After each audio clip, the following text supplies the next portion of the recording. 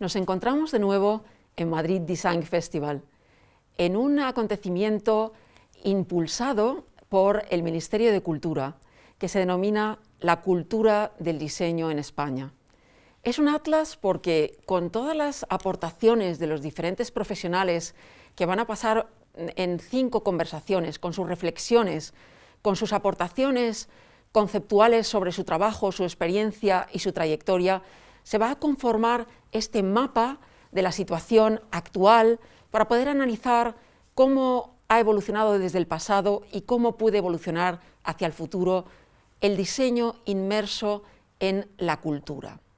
Hoy vamos a hablar con profesionales relevantes en España, muy relevantes por sus proyectos, por su visión y por sus puntos de vista muy diferentes además entre sí.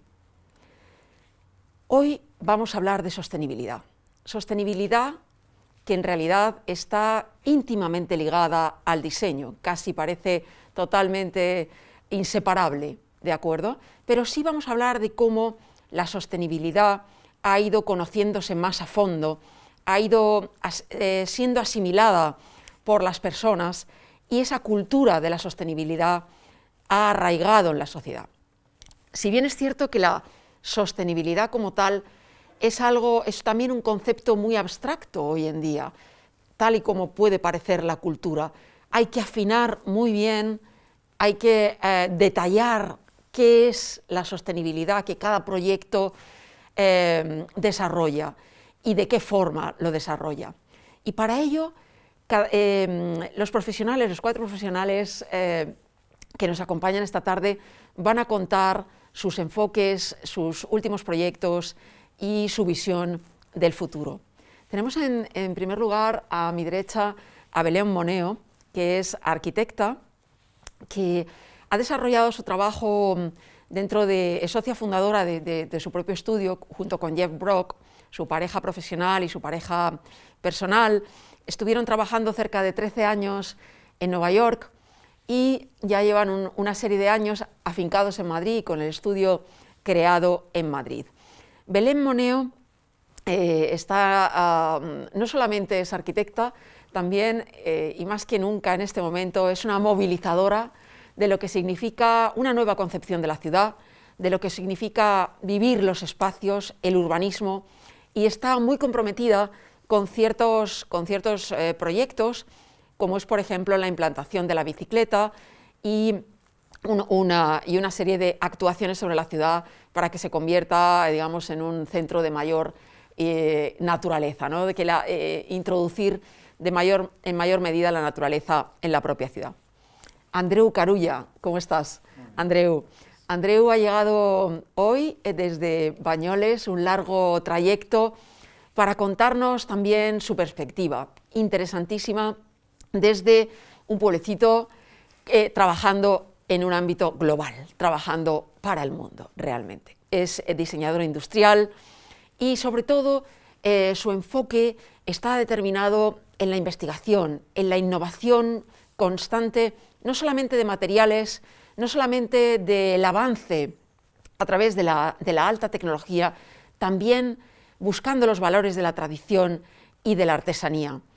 Y nos va a contar sus proyectos interesantísimos que abarcan todos estos puntos de vista y que llevan, digamos, a colaboraciones muy importantes. Él presenta su obra todos los años en Milán, tiene colaboraciones en diferentes ciudades de todo el mundo y nos contará esta perspectiva también desde la sostenibilidad, afinando los conceptos y afinando las actuaciones que desarrollas. A mi izquierda, Mónica Gutiérrez, que es experta en ciencias ambientales, cooperación internacional y gestión cultural. Ella lleva una serie de años involucrada, 9 creo, he leído, involucrada con uno de los colectivos de mayor presencia y de mayor impacto con los ciudadanos en estos últimos años.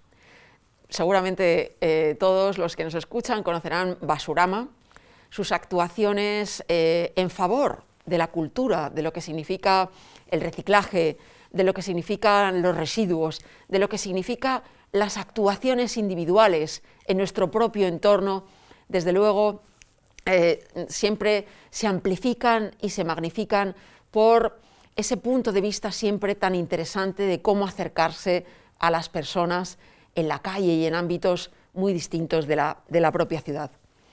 Y por último, Sonia Sánchez es directora de marca, de comunicación y de sostenibilidad de Paradores. Ella tiene una larga carrera como periodista, como corresponsal política, pero desde hace 2 años acomete un proyecto interesantísimo de transformación y de una visualización también distinta, comunicativa, de estos establecimientos, de estos hoteles tan arraigados en nuestra cultura en España. Y ella, junto con su equipo, da una visión también muy importante, muy interesante de sostenibilidad desde lo local, investigando qué ocurre en cada contexto, en cada entorno y actuando sobre él. Vamos a conocer, en primer lugar, Belén, tu trayectoria, tus experiencias, tus últimos proyectos. Muchas gracias, Marisa, es un placer estar con todos vosotros. Y bueno, desde el punto de vista de la arquitectura y el urbanismo, que es lo que a mí me toca explicar aquí un poquito hoy, decir que desde luego el espacio público y la relación entre la arquitectura, la ciudad y el espacio público es completamente intrínseca, ¿no? Es un interés que hemos tenido desde el comienzo de nuestra carrera, explorar cómo lo usamos y cómo lo diseñamos, ¿no? ¿Qué hacemos con ese espacio que es el espacio de todos? Y es el espacio también de la expresión cultural de quiénes somos y de nuestra historia. Entonces, por eso tiene tanta relevancia. Este espacio, todos sabemos que poco a poco se ha ido dando a los vehículos motorizados, y estos han aportado algo que no es tan favorable para nosotros, aunque en un momento dado de nuestra historia pues, fueron recibidos como salvadores. Ahora mismo pues, sabemos que son los portadores de ruido, de contaminación y de peligro, y tenemos de alguna manera que reconquistar ese territorio que hemos ido poquito a poquito perdiendo. Y ahí es donde empieza nuestro activismo, no solo ciclista, sino también de movilidad activa del peatón. Y recientemente hemos tenido la gran nevada aquí en Madrid, donde hemos sido afortunados de ver cómo esos límites que ahora el vehículo establece en la ciudad, ¿no? Y que nos pone en aceras pequeñas e incómodas, se han borrado y se ha hecho el silencio, y hemos tenido un canvas, una paleta nueva para comprender la magnitud de ese espacio, ¿no? Que nos pertenece, y que tenemos el potencial de rediseñar como queramos, si nos dejan, ¿no? Y en eso estamos, en recuperarlo y para hacer espacio público de calidad. Y ahí es donde volvemos a decidir cómo queremos que sean esas calles tan importantes, esas plazas, esos espacios de encuentro, de cultura, de historia, incorporando más naturaleza, como decías, porque necesitamos también luchar contra efectos como la isla de calor, que tenemos en Madrid muy aparentemente, y haciendo microespacios de reposo, de encuentro intergeneracional. Y tenemos nosotros la suerte en particular de poder hacer un proyecto para la recuperación de una plaza en Mallorca, en el pueblo de Sencelles, que es un pequeñito pueblo en la falda de la Tramontana, donde todavía a día de hoy esa plaza estaba invadida como aparcamiento de los coches, y hemos podido repavimentar, hemos podido hacerlo accesibilidad universal. Bueno, estamos en ello, vamos a empezar la obra ahora, y hemos podido hacer esos pérgolas con lamas de cerámica local que encajan muy bien con el contorno histórico, porque es el sitio donde está la iglesia, donde se celebra el mercado, donde está el ayuntamiento, el bar del pueblo, y que había sido perdido y ahora vuelve a recuperarse. Luego en otros proyectos, por ejemplo en Nueva York, que mencionabas tú, tuvimos la suerte de poder colaborar en Columbia University con un edificio de laboratorios, donde también uno de los principales fundamentos del proyecto era la conexión y el hacer un pasaje público de atracción para que la gente de la ciudad pudiera llegar al campus universitario que se encontraba más elevado. Y entonces hicimos ese pasaje con escaleras públicas, poniendo un café que se ha convertido ahora en un sitio importante para la universidad. Y realmente siempre buscamos esa conexión donde la arquitectura y el espacio público están íntimamente dialogando e íntimamente integrados para que el propio sitio, un poco como ocurre aquí, ¿no? que nos encontramos tan naturalmente entrando en este pasaje, puedan establecer esta apertura, ¿no? y este espacio público de calidad, que es al final lo que buscamos y lo que queremos y lo que hace a la ciudad sostenible. Sí, desde luego la calidad, la conexión, enlazar a las personas, también forma parte de la sostenibilidad, de la vida diaria y de la cotidianidad de una ciudad. Muchas gracias, Belén. Andreu, tu trayectoria, tu visión, tu conexión natural absolutamente con la sostenibilidad. Sí, bueno, gracias primero de todo perdón, por invitarme. Siempre haces una descripción perfecta de lo que hacemos, incluso yo diría un poco más. Muchas gracias a Madrid Design Festival también por darnos la oportunidad de hablar o de contar nuestra experiencia. Digamos que desde el punto de vista de diseño de producto, no se entiende hoy en día el diseño de producto sin un carácter sostenible. O sea, esto ya es inequívocamente asociado uno con otro. Tenemos una gran responsabilidad como diseñadores y esto nos permite ejercer de prescriptores, nos permite ejercer de promocionar el uso de estos materiales o de estas técnicas o de estos procesos que realmente son sostenibles. Entonces, nos encontramos que cuando con los años se nos ha ido dando más voz, como de estudio de diseño, hablo en mi caso específico, pues hemos ido focalizando en esto y las empresas, o sea, la mayoría les cuesta hasta que das los argumentos económicos que al final también salen, o sea, económicamente suele salir. Esto en cuanto a proyectos más industriales, centrados en la industria. Después tenemos todo un universo, digamos, en nuestro estudio de proyectos que son por iniciativa propia o incluso asociado con otras empresas que les motiva, que tienen motivaciones similares a las nuestras, como sería el Celler de Can Roca, que llevamos trabajando con ellos muchos años, con los cuales hicimos el proyecto Roca Recicla,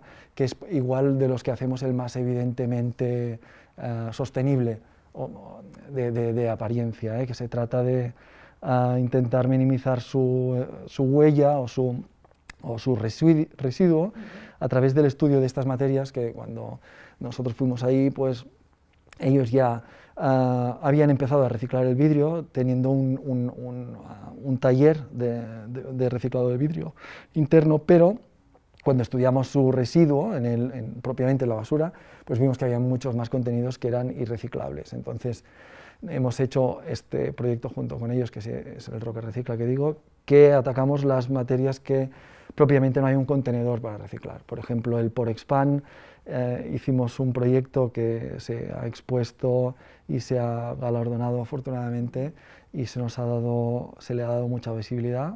Por lo tanto, tiene también esta vertiente de intentar incentivar a otros compañeros de profesión y también de industria de la restauración, en el cual pues, nosotros convertimos el residuo, que es el Porexpan, en taburetes, por ejemplo, o mesas, o algo dando una función que sea muy por encima del valor que tendría la caja en sí, y también, digamos, aplicando la mínima energía posible. Digamos que utilizamos bicicletas para transformarlo y tal.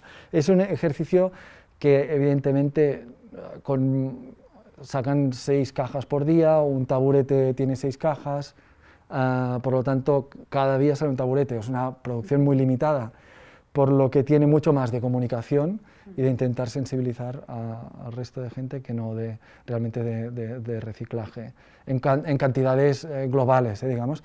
Después también las bolsas de vacío, que son otro producto súper bueno, que es un desastre de producto irreciclable o muy costoso de reciclar porque tiene laminado y tal, pues hicimos bolsas como tote bags para llevar cositas, cosiendo, y en este caso hay una sostenibilidad más social porque los encargados de coser en este proyecto eran las mujeres en riesgo de exclusión social de Cáritas Girona, que hacen un trabajo estupendo, vale la pena, bueno, trabajar con ellos o con cualquier de estos centros que hay que están ofreciendo estos servicios. Esto a nivel de sostenibilidad, que para mí es un básico, el hilo conductor no tendría que ser nuestro, sino que yo creo que cada vez es más popular en todos y todos aplican técnicas de ecodiseño, y si no es que no tendría que existir, ¿no? Después hay otro pilar nuestro que es la sostenibilidad entendida como el intentar mantener o potenciar la artesanía, la sostenibilidad del legado, intentar utilizar en mayor medida la artesanía local o del país para hacer nuestros productos. Y es que cuando realmente haces los números, ves que hay inversiones son bajas, el impacto medioambiental es bajo porque la materia prima suele proceder de la cercanía, por ejemplo, la cerámica, cogen la cerámica del mismo patio de la fábrica y lo transforman allí, utilizando evidentemente energía, lo cuecen, pero es hiperlocalismo, ¿no? Entonces intentamos trabajar cuando llevamos direcciones artísticas, pues potenciar, o direcciones creativas de marcas, potenciar este tipo de proyectos en el cual sorprende cuando puedes llegar a hacer un taburete de esta altura y completamente funcional con cerámica de la Bisbal, con los mismos esmaltados que se utilizan desde hace cientos de años, exactamente los mismos, y la misma maquinaria, casi diría, solo que un poco motorizada, pues hacer una pieza contemporánea. Este es la fuerza que nosotros le podemos dar como diseñadores cuando fusionamos pues la artesanía y el diseño. Y por último, otro ejemplo que me gustaría destacar de algo que estamos haciendo es con Isista Atelier, que es un taller de cuero, del cual te conté de forma prematura antes de que empezáramos. Tenía la intención pues de... este país tiene una grandísima tradición en cuero, entonces, ¿por qué los daneses son los número unos en mobiliario de cuero? Pues se lo han apropiado, lo han sabido hacer, lo han sabido tratar, lo han hecho con mucho respeto hacia el diseño, y esto igual nos faltaba un poco aquí, y es girar la mirada hacia atrás, ver lo que ya había, nuestros predecesores y los fantásticos diseños que no está produciendo nadie.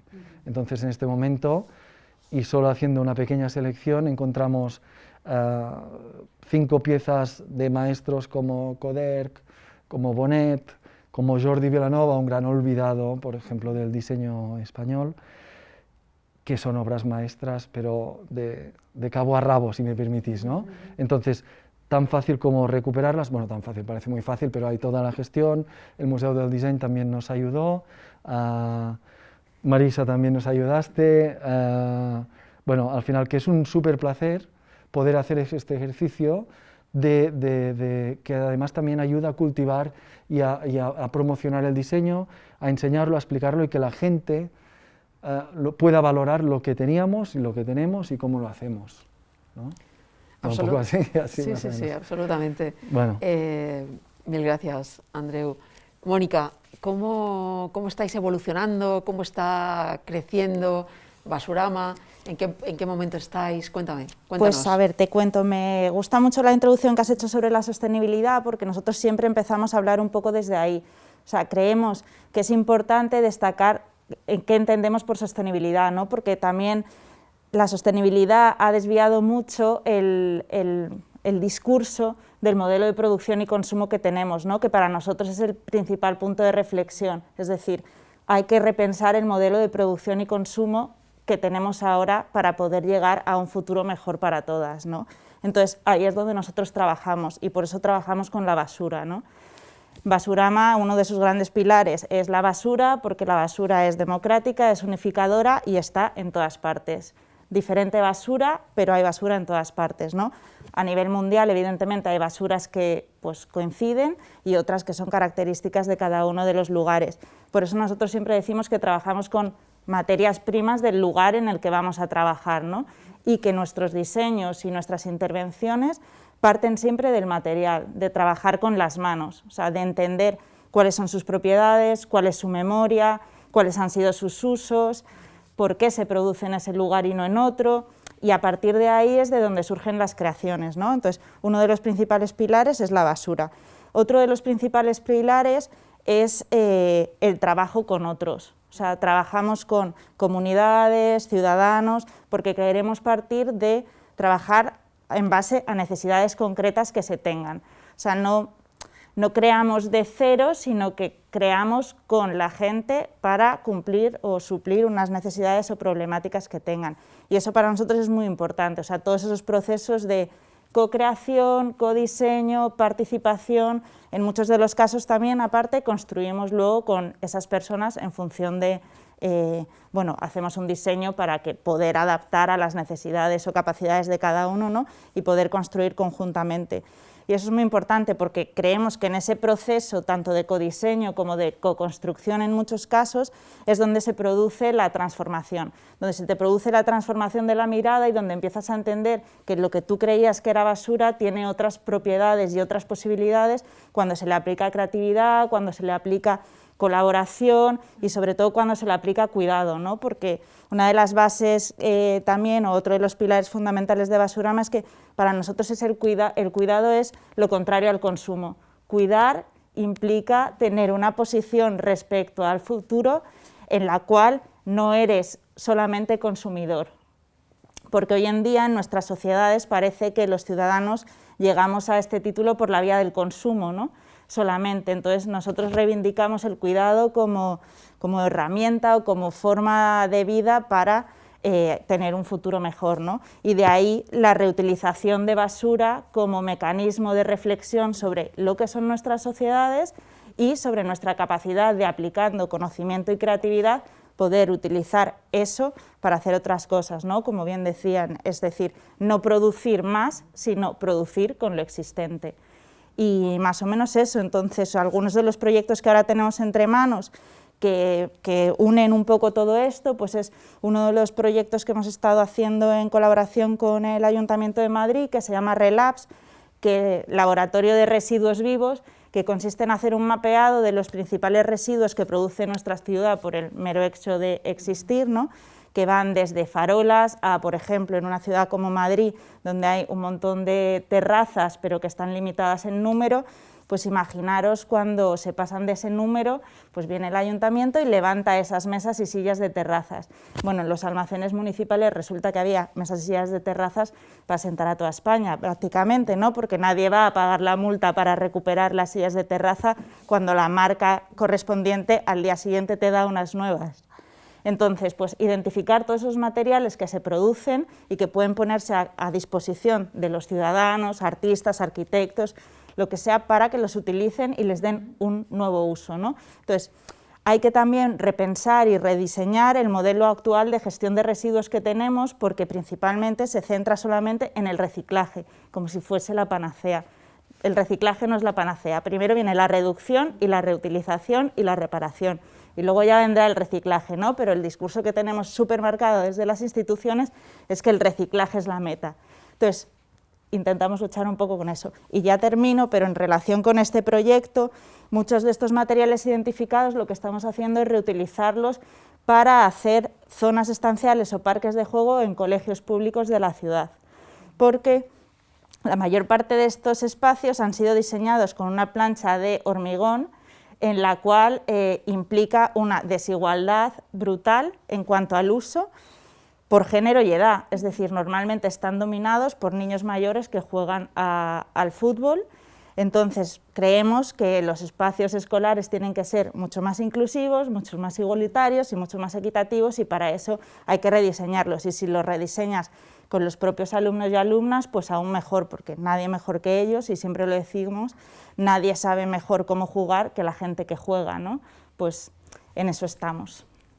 Enhorabuena a todos. Sonia, cuéntanos esta nueva visión y evolución de los paradores. Bueno, nosotros desde Paradores intentamos ver la sostenibilidad en un sentido amplio, social, económico, medioambiental. Como sabéis, Paradores es una empresa pública, 100% de todos nosotros, que se implantan generalmente en el interior de España. Hay comarcas enteras que viven del parador en el que le rodea. Entonces nosotros tenemos una muy fuerte implicación con las comunidades locales, con los productores locales y también con las organizaciones locales que trabajan en los distintos municipios. A mí me gustaría aprovechar que estamos donde estamos, para contar un poco cómo el diseño nos ha ayudado a nosotros a comunicar estos valores de paradores, entre ellos fundamentalmente la sostenibilidad, pero también otros. Nosotros durante todo el año pasado intentamos precisamente que la sociedad española pusiera en valor una joya de empresa pública, que es de todos nosotros, y se fijara más en esos valores que son intrínsecos a Paradores y a los que quizá no se había dado suficientemente importancia o que quizá los teníamos un poco olvidados, no se prestaba tanta atención. Para eso pedimos ayuda a un creativo, a Nacho Padilla. Estuvimos trabajando con él y con un montón de ilustradores que cogieron esos valores de la compañía y a través de la ilustración interpretaron para que el público pudiera conectar con ellos, pues el valor de la sostenibilidad, protectores, el valor de pasárselo muy bien, veraneadores. Hemos trabajado con ilustradores maravillosos, con Carmen García Huerta, con Carole Genaf, con Nicolás Castel, etcétera, y creo que hemos conseguido muy bien transmitir esos valores a la sociedad y reconectar quizá con una parte del público que no tenía a Paradores en su mente, al menos en el top of mind de su decisión de ir a pasar un fin de semana. Como sabéis también, Paradores, una de las características que tiene por encima de otras cadenas hoteleras son los propios espacios. Hemos tenido, dentro de la desgracia que ha sido para todo el sector turístico el año pasado, hemos tenido la suerte de poder reabrir o inaugurar incluso espacios nuevos. Entonces, de la mano de, por supuesto, arquitectos, decoradores de interiores y también del mundo del arte, creo que hemos conseguido también, o al menos estamos intentando, reposicionar estos paradores en la mente de todos. Hemos inaugurado un parador de nueva planta, que se llama Parador de Costa da Morte, que está en Muxía, un parador impresionante de nueva construcción, y ahí hemos tratado de colocar obra de artistas locales, desde las esculturas de Leiro, fotografías de gran formato de temática popular y también, como decías tú, cerámica de Buño, guiños a los bordados de Camariñas, etc. El Parador de Agua Blava, que hemos reabierto después de una larguísima transformación, una obra bastante grande. También hemos intentado, además de con la ayuda de los decoradores que han hecho y los arquitectos que han hecho un trabajo excelente, colocar ahí toda la parte de la colección, que la colección artística de Paradores, para quien no lo sepa, tiene más de 9.000 piezas, gran parte de la colección de arte catalán, que tiene pues, unos autores de primer nivel. Y luego hemos reinaugurado ya por último el Parador de León, el Hostal de San Marcos, con una recuperación de la volumetría antigua que tenía el hostal, y en la parte nueva, digamos, reconstruida de un espacio que estaba arrasado por una obra muy dura que hubo en los 60, una obra de arte, que es una obra central, ha servido para recolocar una obra gigantesca, imponente de Lucio Muñoz, ha servido para recolocar alrededor obra contemporánea y darle un sentido, digamos, realizar discursos expositivos que den un sentido nuevo a los espacios. Quería con esto subrayar el poder que tiene el diseño, el poder que tiene el arte como herramienta de comunicación, no solo, desde luego de una manera muy importante, y como herramienta también incluso de transformación de los propios espacios. Es muy importante, Sonia, te lo digo porque pude conocer el caso más despacio y más concretamente por ejemplo, del Saler, por poner un ejemplo donde se cuida una especie concreta de Tortuga, donde una vez al año se ayuda a las personas, a los ciudadanos, al entorno, a que apoyen todas las acciones para que puedan desovar, para que puedan desarrollar, digamos, todo ese ciclo natural. Es decir, que en cada una de vuestras ubicaciones estáis muy en conexión con lo que ocurre y cómo mejorarlo, ¿no? Desde el punto de vista de la naturaleza también. Sí, ¿no? Tenemos muchísimos proyectos medioambientales, este que dices que es un orgullo para la compañía poder ayudar a desovar a las tortugas que cada vez más vienen a las costas españolas, pero tenemos otros muchos. Ahora estamos trabajando en una cosa preciosa que espero que podáis disfrutar dentro de poco cuando el turismo vuelva a revivir, que es una colaboración muy estrecha con productores locales y pequeñas industrias locales en Asturias. Es un proyecto piloto que vamos a extender al resto de paradores, en los que de la mano de ellos mismos, de sus trabajos, la persona que vaya a paradores podrá disfrutar de una manera muy cercana y muy auténtica, que esto es muy importante, de saber cómo se hace un queso, ver a los quebrantahuesos y a los pastores que trabajan a su lado a 20 metros, o ir a dar un paseo por el bosque, por esos lugares que las personas que viven allí disfrutan cada día. Es verdad que tenemos la suerte de tener una compañía con casi 100 hoteles, y cada uno tiene unas riquezas alrededor, como digo, como están muchos en la España interior, la riqueza que ofrecen, medioambiental, social, cultural, es prácticamente infinita.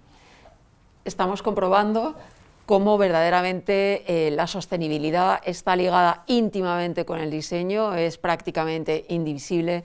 Como decía Andreu, hay una responsabilidad del diseñador, hay una responsabilidad de los profesionales para desde el inicio del proyecto, desde el mismo inicio, esté integrado de forma diferente, no como, digamos, un valor añadido, sino como un valor intrínseco de cualquier, digamos, proyecto. A mí me gustaría hacer una breve intervención de cada uno de vosotros, incidiendo sobre lo que significa divulgar. Es decir, vosotros no solamente en Paradores desarrolláis los proyectos, sino que también los contáis, y los contáis en foros muy distintos. La verdad es que esta última campaña de la que hablabas de Nacho Padilla ha conectado de una forma maravillosa con los ciudadanos que han redescubierto lo que significa los paradores, ¿no? Un concepto que a ti te parece fundamental para mejorar la cultura del diseño y para mejorar la cultura del diseño en conexión con la sostenibilidad. Bueno, yo creo que hay un riesgo que tienen las marcas. Nosotros somos una compañía que al final somos una marca también, que es el riesgo del greenwashing y hacer las cosas para que parezca que haces algo, ¿no? Porque no te puedes, digamos, descolgar del tren de la sostenibilidad, porque ahora si no eres sostenible, el consumidor no te quiere, etc.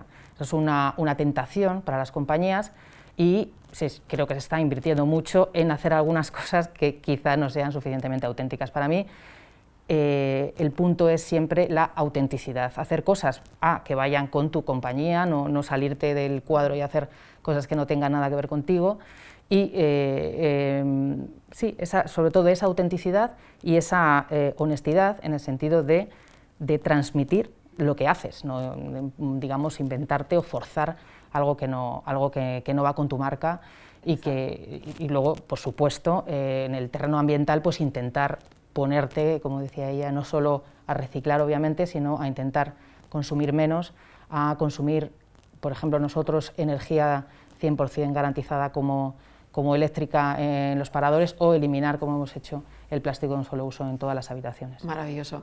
Si hablamos de autenticidad, desde luego también hablamos de Basurama, por esa conexión tan directa con las personas en la calle, ¿no? Que es ese tú a tú tan directo de aprendizaje, no en una institución, sino directamente desde quien lo promueve y desde quien lo impulsa, como son los diferentes proyectos a diferentes escalas, edades y en ámbitos desde pequeños a multitudinarios, ¿no? Una última reflexión, Mónica, sobre lo que significa la cultura y sobre lo que significa divulgar. Hay un tema que va más allá, digamos, de la comunicación, que es la divulgación, ¿no? Sí, o sea, para nosotros la cultura la creamos todos los ciudadanos, ¿no? Entonces, a partir de ahí nosotros trabajamos, o sea, en la acción y en el hacer, como decía, es donde nosotros creemos que se produce esa transformación de la mirada, y al poner la basura en el centro, creemos que estamos incidiendo en divulgar y en transformar el pensamiento social hacia un futuro diferente, ¿no? O sea, ver o tener la capacidad de reflexionar sobre la capacidad que cada uno de nosotros tenemos de transformar, creo que es, es una herramienta muy revolucionaria para ir hacia un futuro mejor, ¿no? Entonces ahí es donde nosotros nos ponemos. O sea, para nosotros la divulgación no es tanto una comunicación teórica como una forma de hacer, o sea, como una forma de actuar. Y por eso estamos siempre en la acción, ¿no? En el hacer con las manos, porque creemos que se aprende haciendo. Y bueno, y fallando también, ¿eh? que hay que hacer las cosas mal para aprender.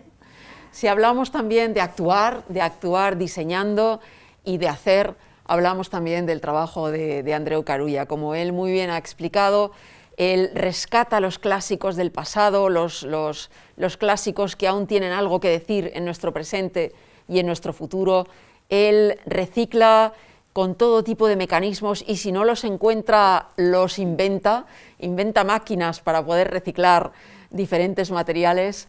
Ese trabajo maravilloso de tú a tú con Jordi Roca, donde ha habido todo tipo de desarrollos creativos impresionantes. Y yo destacaría también muy especialmente otros proyectos que no has nombrado en esta ocasión y que tienen que ver con la alta tecnología y, por ejemplo, la gastronomía con el chocolate, ¿no? O sea, chocolate impreso 3D. Más allá de lo anecdótico, tiene que ver también con una otra visión de la gastronomía y otra visión de cómo percibimos hoy en día otras formas de vivir, ¿no? Cuéntanos un poco, afinando un poco más esta concepción de, más allá del diseño, por supuesto, y la sostenibilidad, de cómo divulgar. Tú eres un líder nato que promueves y que participas en todo tipo de foros, también contando tus historias y contando cómo desarrollas tus diseños. Para mí divulgar es, digamos, y en términos de sostenibilidad es integrarlo directamente en nuestra forma de hacer. Cuando ya pasa a ser un eje vertebrador de tu forma de hacer, se acaba comunicando.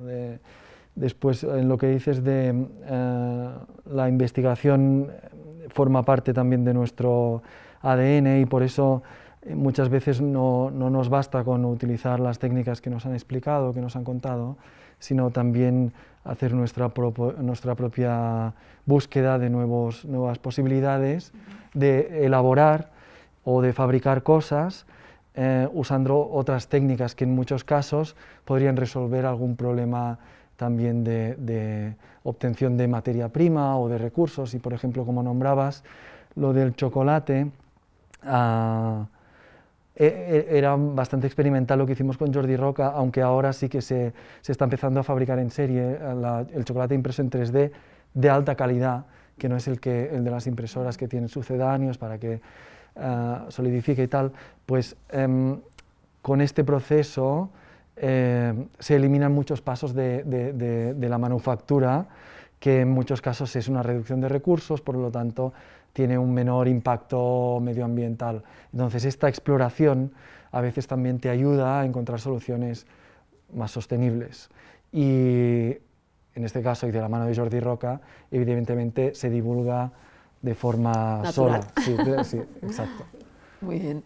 Belén, vamos a rematar, digamos, esta sesión de análisis y de reflexión sobre lo que significa la sostenibilidad. A mí me encanta especialmente el proyecto de la plaza, que rescata esa plaza mediterránea de reunión de personas donde no hay vehículos y de generar comunidad. Hemos hablado de generar comunidad y en esa plaza que es, digamos, está en Mallorca, pero se puede prototipar o se puede extender en cualquier ciudad del mundo en este momento, ¿no?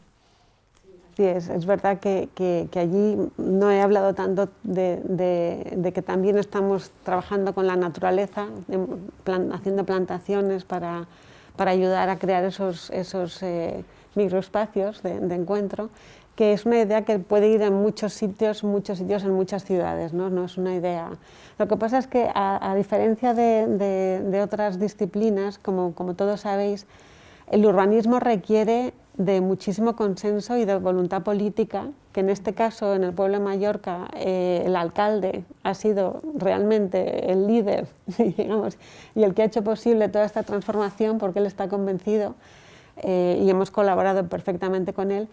Y en otros sitios más grandes, por ejemplo como Madrid, pues digamos que la pandemia casi nos ha ayudado en poder entender que estamos en un momento de oportunidad para realizar esas transformaciones, ¿no? Que tenemos que convencer a nuestros políticos y a nuestros líderes municipales para realmente poder encontrar en el espacio público esos oasis con microclimas que necesitamos y que queremos para volver a recuperar la cultura y la ciudad que teníamos, ¿no? Y necesitamos también de su apoyo y de su colaboración. Sí, recuperarlos para el ciudadano, ¿no?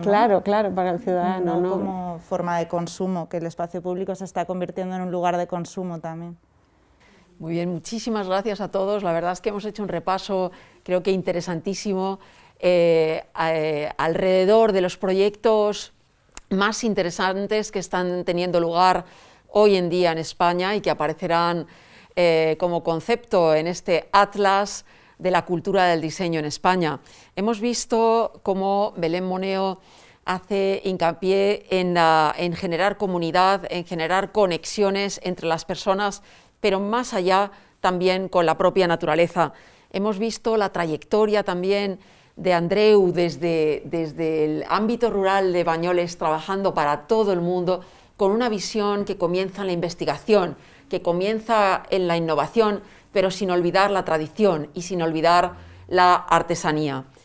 Con Mónica Gutiérrez de Basurama nos hemos encontrado con la acción, la movilización y prácticamente activismo en el sentido de activar, ¿de acuerdo? De activar a los ciudadanos en la mejora desde este nombre que es Basurama y donde está el corazón, digamos, de vuestra institución, que es la basura. Y el amor. ¿Y el, perdón? Y el amor. Y el Basura amor. y amor. Por supuesto, o sea, esto podía ser el hilo conductor, digamos, de todos los proyectos, porque si hay algo en común entre los diseñadores y arquitectos que nos acompañan hoy, es la pasión, indudablemente. Lo hemos podido ver hoy, cómo están totalmente, cómo se entusiasman al hablar y al expresarse. No se puede ver del todo porque llevamos la mascarilla, pero bueno, creo que los ojos lo expresan muy bien. Y acabábamos con Sonia, con esa forma también de trabajar desde lo local a lo global, de dar una vuelta bueno, no solamente a unos hoteles, a los paradores tan arraigados en nuestra cultura, sino también algo muy interesante, que es el diseño de una nueva forma de viajar, de una nueva forma de encontrarte, digamos, con espacios empáticos, con espacios que conectan contigo y donde vives vivencias y experiencias muy diferentes. Muchísimas gracias a los cuatro, creo que nos habéis ayudado a Madrid Design Festival a configurar de una forma mejor este atlas de la cultura del diseño en España. Muchísimas gracias. Un placer, gracias a ti. Gracias.